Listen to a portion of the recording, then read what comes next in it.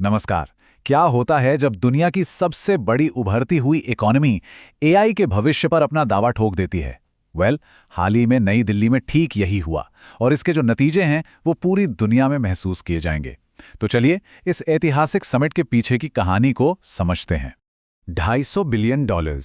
सोचिए कितना बड़ा अमाउंट है ये वो रकम है जो भारत के एआई फ्यूचर को बनाने के लिए दांव पर लगाई गई है। लेकिन ये चौंकाने वाला नंबर तो सिर्फ कहानी की शुरुआत है। आइए देखते हैं कि आखिर ये पैसा जा कहाँ रहा है और इससे असल में क्या हासिल होने वाला है। तो ये सब शुरू कैसे हुआ? देखिए, ये कोई आम टेक कॉन्फ्रेंस नहीं थी। ये इंडिया का एक तरीका था दुनिया को ये बताने का कि जब एआई की बात आती है तो वो सिर्फ एक प्लेयर नहीं बल्कि गेम चेंजर बनने वाला है। ये एक स्ट्रेटेजिक पावर प्ले था। तो ये है इस बड़े इवेंट की मोटी मोटी जानकारी। नई दिल्ली के भारत मंडपम में हुआ इंडिया एआई इम्पैक्ट समिट और इसका मकसद बहुत बड़ा था। बात सिर्फ टेक्नोलॉजी की नहीं थी बल्कि एक ऐसा एआई बनाने की थी जो इंसानों को फायदा पहुंचाए।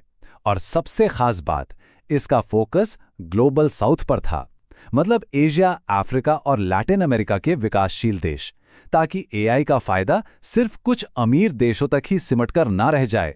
प्रधानमंत्री नरेंद्र मोदी ने इस विजन को इन शब्दों में रखा: भारत में डिजाइन और विकसित करें, दुनिया को दें, मानवता को दें। ये सिर्फ एक स्लोगन नहीं है बल्कि एक तरह का ऐलान है कि भारत न सिर्फ अपने लिए बल्कि पूरी इंसानियत के लिए एआई इनोवेशन का हब बनना चाहता है। लेकिन इतने बड़े विजन के लिए बहुत बड़े इन्वेस्टमेंट की भी जरूरत होती है और यहीं पर चीजें वाकई दिलचस्प हो जाती हैं। तो चलिए अब जरा इस $250 बिलियन के दांव के पीछे की कहानी पर नजर डालते हैं। सबसे पहले रिलायंस इंडस्ट्रीज की तरफ से एक होश उड़ा देने वाला कमिटमेंट $110 बिलियन। मतलब एक अकेली कंपनी से इतनी बड़ी रकम, ये साफ साफ दिखाता है कि इस समिट में किस स्केल पर डील्स हो रही थी। और सिर्फ भारतीय कंपनियां ही नहीं थी, माइक्रोसॉफ्ट ने भी $50 बिलियन इन्वेस्ट करने का वादा किया और उनका खास मकसद था ग्लोबल साउथ के लाखों लोगों तक एआई टूल्स और स्किल्स पहुंचाना। ये एक बहुत बड़ा ग्लोबल एंडोर्समेंट था। और जब इन सारे कमिटमेंट्स को जोड़ा गया तो आंकड़ा $250 बिलियन के भी पार चला गया। और ये पैसा सिर्फ हवा में नहीं है, ये एआई की रीढ़ की हड्डी बनाने में लगाया जा रहा है, जैसे कि बड़े बड़े data centres, advance semiconductor chips और वो जबरदस्त कंप्यूटिंग पावर जो एआई को चलाने के लिए जरूरी है। तो जाहिर है इतनी बड़ी पावर और इतने सारे पैसे के साथ एक बहुत बड़ी जिम्मेदारी भी आती है। इसीलिए ये समिट सिर्फ इन्वेस्टमेंट के बारे में नहीं था, ये एआई के लिए खेल के नियम तय करने के बारे में भी था, ताकि ये पक्का हो सके कि ये टेक्नोलॉजी इंसानियत की सेवा करे, उसे नुकसान न पहुंचाए। और इसी का नतीजा था नई दिल्ली फ्रंटियर एआई प्रतिबद्धताएं। ये एडवांस एआई को जिम्मेदारी से डेवलप करने के लिए कुछ सिद्धांत हैं। यहां ध्यान देने वाली बात यह है कि ये स्वैच्छिक यानी वॉलंटरी हैं। मतलब ये कोई सख्त कानून नहीं है बल्कि एक कॉमन अंडरस्टैंडिंग बनाने की कोशिश है। तो इसमें है क्या? देखिए, इसमें जोर दिया गया है कि एआई सबके लिए हो, सिर्फ कुछ अमीर और ताकतवर लोगों के लिए नहीं। इसमें पब्लिक के भले के लिए डेटा शेयर करने की बात भी है। जरा सोचिए, मेडिकल रिसर्च या क्लाइमेट चेंज से लड़ने में ये कितना काम आ सकता है। मकसद यह है कि एआई सबके लिए एक यूजफुल टूल बने। तो क्या दुनिया ने इस पर ध्यान दिया? बिल्कुल। 70 से ज्यादा देश फौरन इस पर साइन करने के लिए आगे आए। ये बहुत बड़ी बात है। ये दिखाता है कि भारत ने जो विजन पेश किया उस पर दुनिया भर में एक आम सहमति बन रही है। और भाई, कोई भी इवेंट उतना ही बड़ा होता है जितने बड़े लोग वहां आते हैं, और इस समिट में तो टेक्नोलॉजी और पॉलिटिक्स की दुनिया का लगभग हर बड़ा नाम मौजूद था। जरा इन नंबर्स को देखिए, मतलब एक मिनट रुककर सोचिए। 5 लाख से ज्यादा लोग, 100 से ज्यादा देश और 45 देशों के तो सरकारी प्रतिनिधि मंडल आए थे। ये कोई कॉन्फ्रेंस नहीं थी, ये तो जैसे एक छोटा मोटा शहर ही बस गया था जो एआई के भविष्य पर बात करने आया था। स्केल वाकई हैरान करने वाला था। और बात सिर्फ गिनती की नहीं थी, बात थी असर की। एक तरफ फ्रांस के राष्ट्रपति इमैनुअल मैक्रोन जैसे वर्ल्ड लीडर्स थे, तो दूसरी तरफ टेक की दुनिया के दिग्गज, गूगल के सुंदर पिचाई, ओपन एआई के सैम ऑल्टमैन।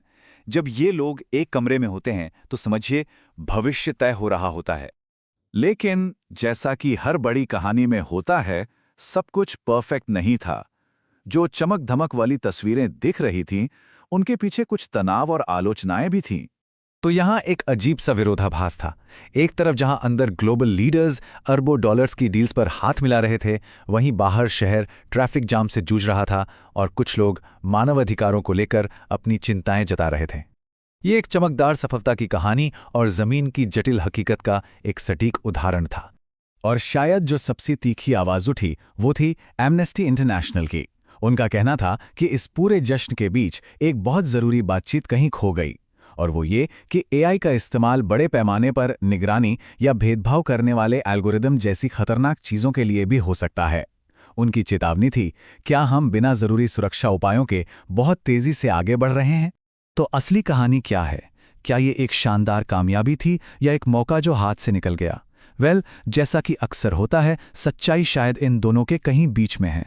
देखिए, इसमें तो कोई शक है ही नहीं कि अपने तय लक्ष्यों के हिसाब से ये समिट एक बहुत बड़ी सफलता थी। इसने भारत को ग्लोबल एआई मैप पर मजबूती से खड़ा कर दिया, जबरदस्त निवेश खींचा और दुनिया को दिखा दिया कि इंडिया अब एक सीरियस प्लेयर है। लेकिन, और ये एक बड़ा लेकिन है, इसकी विरासत थोड़ी कॉम्प्लेक्स रहेगी।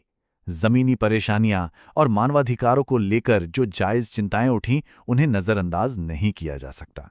ये छोटी मोटी शिकायतें नहीं हैं, बल्कि इस सवाल के केंद्र में है कि क्या एआई वाकई सबके लिए फायदेमंद होगा। और आखिर में ये सब हमें एक बहुत बड़े सवाल के सामने लाकर खड़ा कर देता है, क्या भारत का ये विशाल एआई एम्बिशन इंसानियत की सेवा करने के साथ साथ मानवाधिकारों की रक्षा भी कर सकता है? ये सवाल सिर्फ भारत के लिए नहीं, बल्कि शायद आने वाले सालों में हम सभी के लिए सबसे अहम सवालों में से एक होगा।